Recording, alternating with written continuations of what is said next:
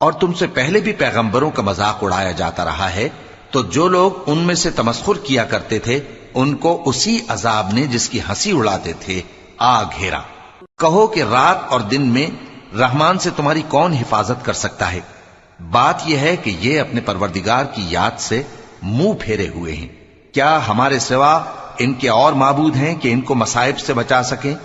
وہ آپ اپنی مدد تو کر ہی نہیں سکیں گے اور نہ ہماری طرف سے ان کی رفاقت ہوگی، بلکہ ہم ان لوگوں کو اور ان کے باپ دادا کو متمتع کرتے رہے یہاں تک کہ اسی حالت میں ان کی عمریں بسر ہو گئیں۔